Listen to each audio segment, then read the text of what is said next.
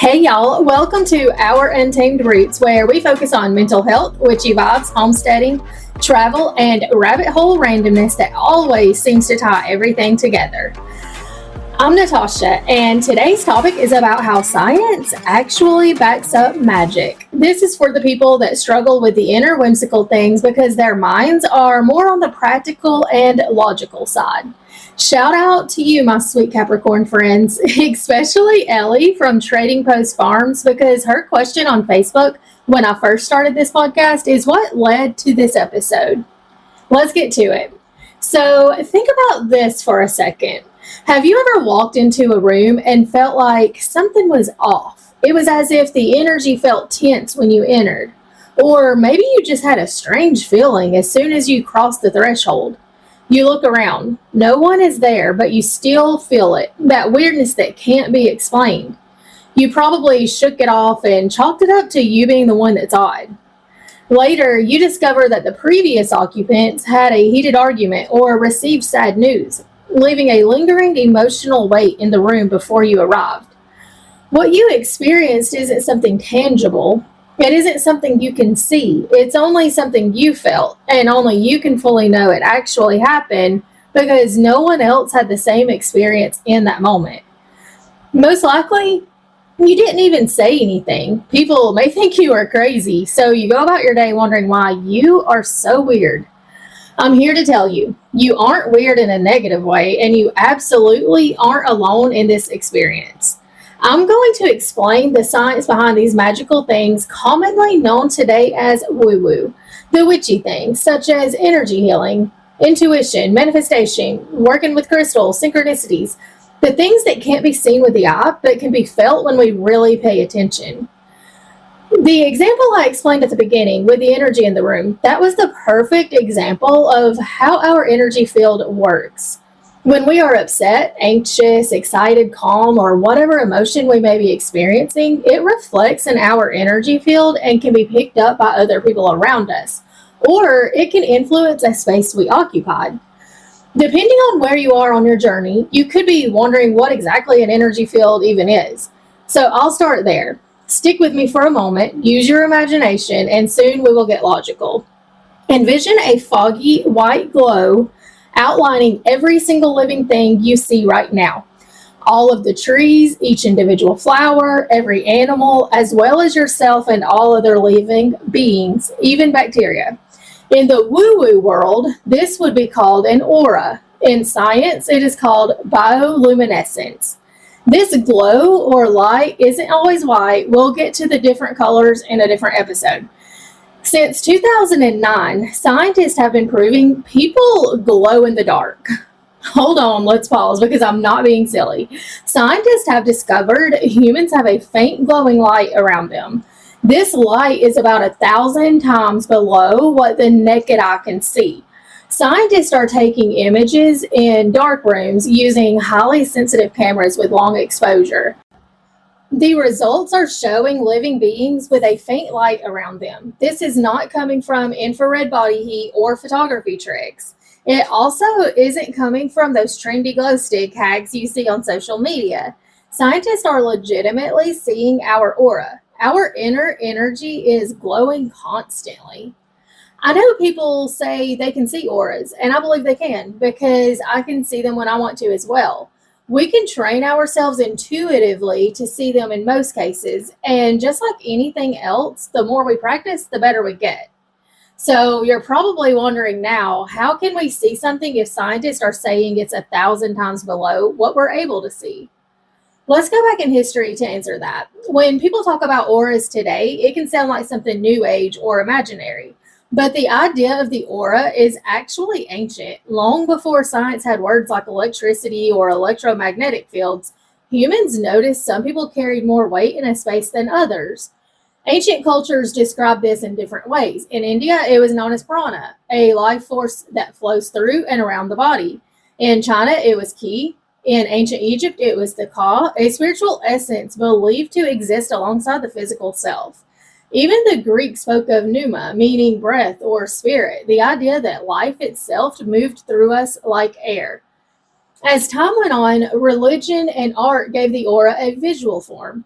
Medieval paintings often showed saints with glowing halos. That wasn't just for visually pleasing art, it was meant to represent spiritual essence, holiness, and light radiating from a person.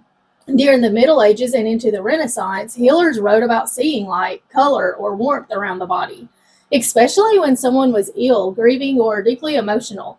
These things were being noticed long before scientific observation.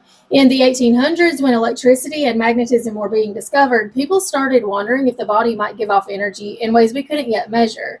And in the 1930s, advanced photography appeared, showing glowing outlines around the human body, something that brought back the conversation of human energy.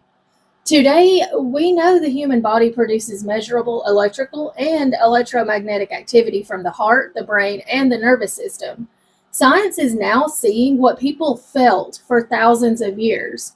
Whether you see the aura as spiritual, symbolic, or psychological, it's always been humanity's way of talking about the invisible presence when someone else is around, the energy we carry when we're grieving, healing, or deeply alive. Our scientifically proven bioluminescence, or spiritually called aura, has many different colors and changes depending on our inner feelings, health, what we eat, and what we're doing. We scientifically glow the brightest when we are the healthiest. We hear it all the time. You look like you're glowing. Well, that's because you actually are. I also want to talk about frequencies, but before we get there, we should stay back in time for a moment. Let's look at the indigenous people. Their way of life was nature based. They weren't running to Walmart or waiting in line at Starbucks blasting the latest song while having a panic attack because they were late for work. They used their intuition to know what needed to be done that day to survive. They went into the woods to hunt, forage, and build a fire by hand. They put their ear to the ground to listen for danger, not their hand on the horn because the car in front of them took 9 seconds too long. They were living in the moment, they were in the present, and using their instincts to guide them. Unseen energy wasn't a new age hippie woo woo concept, it was a survival tool. A new tribe passing through meant both sides needed to use their instincts and intuition to know if they were safe. This unseen energy was felt before a word was spoken. It was a vital part of life. Modernism diluted our relationship with our instincts. The busy rush schedules, the constant state of fight or flight, bills piled on the table, notifications going off on our phones, sporting events, the next holiday, the next party, the newest trend to learn, and on and on. All of these unnecessary things are taking away our ability to see something as beautiful as an aura. Our ability to fully connect and slow down is being swallowed up by the next social media craze or the next crisis the news tells us to freak out about. Our energy is off and out of whack. People as a whole aren't operating at even a quarter of the frequency they could be. They aren't glowing, and if they are, it's probably coming from a filter or layers of high-end toxic makeup. The good news is we can learn to live in this world while getting back to our roots and reconnecting with our instincts again. Future episodes and deep inner healing classes will go into all of this. Now, speaking of frequencies, this is where science really steps up to help us get out of our Hollywood perceived version of magic and into what magic actually is. Science has shown us since the early 1600s that solid objects have a frequency. But in the 1920s, it went even further. Scientists discovered through quantum mechanics that every single object, down to the single atom, has a frequency, and this causes vibration. Think about that for a moment. Every single thing in existence has a frequency, a vibration. Solid objects, living cells, light, sound, and even our thoughts have a frequency. This understanding is where the magic happens. This is where the light bulb starts to flicker and we begin to learn our true power. The music you listen to, the videos you watch, the things you read, the words you hear, the food you eat, the thoughts you have, the people you're around, the items in your space, the material of your clothing, the bedding you lay on, the water you drink, the things you say outwardly and internally, all of it impacts your frequency, which in turn impacts your reality and overall well-being. I'm sure you already know a lot of this, but it usually gets swept aside because life is happening. We're in a hurry. Dinner has to get on the table, and the to-do list never ends.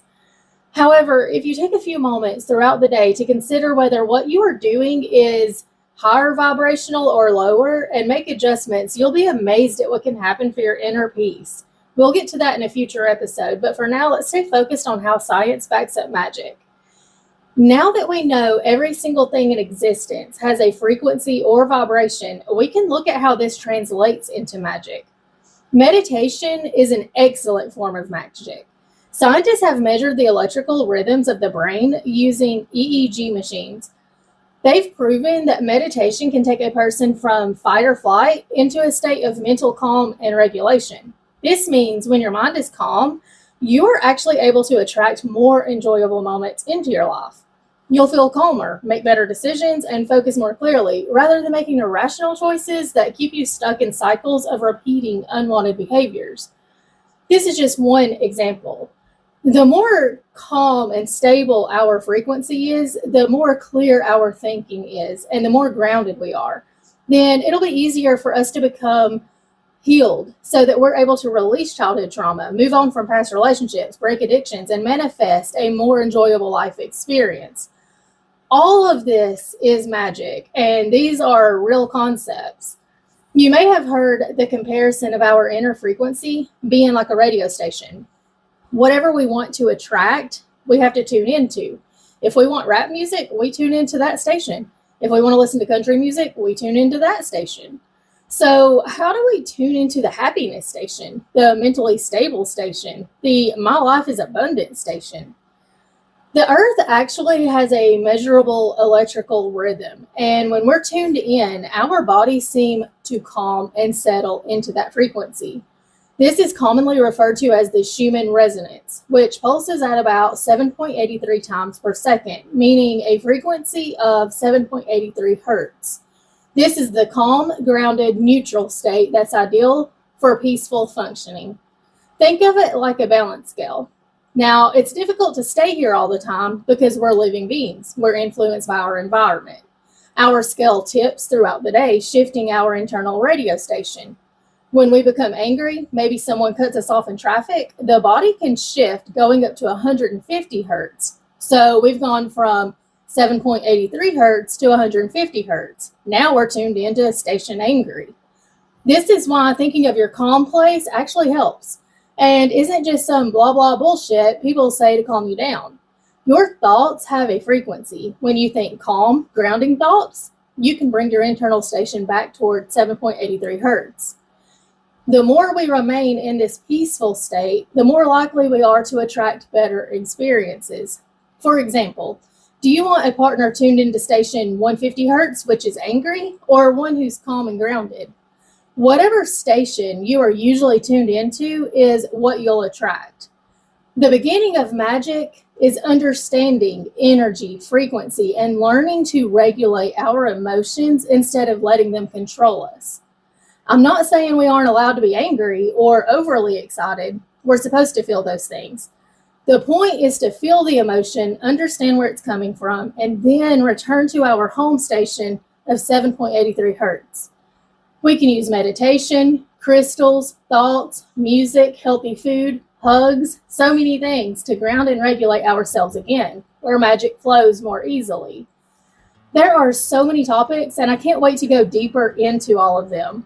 But I don't want this episode to be too long or confusing, so I'm going to leave you here for now. I hope this helps some of you move from thinking these ideas are imaginary or complicated to seeing how they work logically and scientifically.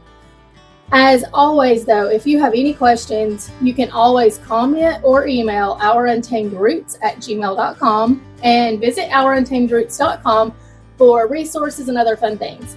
Be sure to sign up for the email list. Just email hi and let us know you'd like to subscribe so we don't end up in the spam folder. I'm working on energy classes, meditation, crystals, recipes, and so much more. They're coming soon, so bear with me as I put everything together. I appreciate you so much for being here, and I'm thrilled we're in one another's circle. Thanks for listening. From my magical mind to yours.